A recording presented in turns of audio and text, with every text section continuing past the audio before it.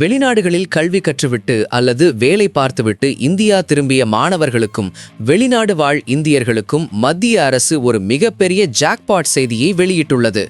நீங்கள் அறியாமல் வெளிநாடுகளில் விட்டு வந்த சிறிய அளவிலான வங்கி சேமிப்புகள், காப்பீட்டு பாலிசிகள் அல்லது பங்குகளை இப்போது எந்தவித அபராதமுமின்றி, சட்டச் சிக்கல்களின்றி முறைப்படி கணக்கு காட்ட ஒரு பொற்கால வாய்ப்பு வழங்கப்பட்டுள்ளது.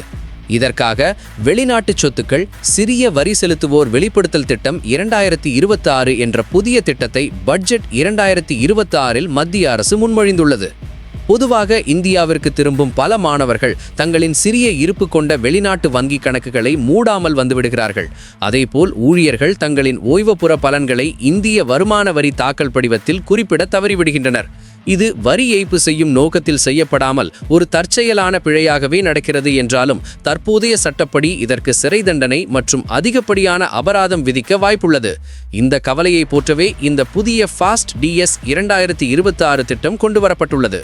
இந்த திட்டத்தின் கீழ் குறிப்பிட்ட காலத்திற்குள் வரி செலுத்துவோர் தாங்கள் மறைத்து வைத்திருந்த அல்லது குறிப்பிட தவறிய வெளிநாட்டு சொத்துக்களை தாமாக முன்வந்து வெளிப்படுத்தலாம்.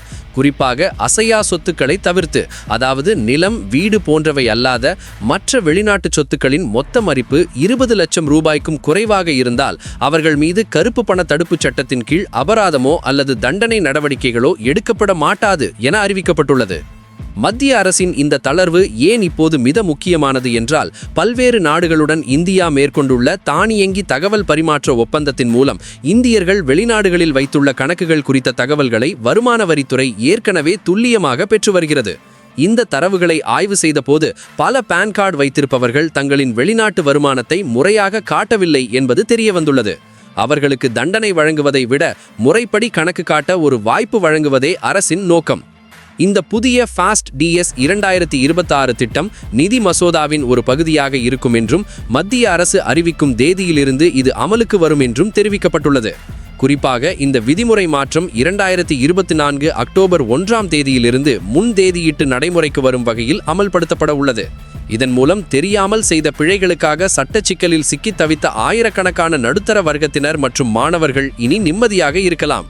நீங்கள் வெளிநாட்டில் சேமித்து வைத்திருக்கும் அந்த சிறிய தொகையை முறைப்படி கணக்கு காட்டி தேவையற்ற மன உளைச்சலில் இருந்து விடுபட இந்த 2026 திட்டத்தை பயன்படுத்திக் கொள்ளுங்கள்.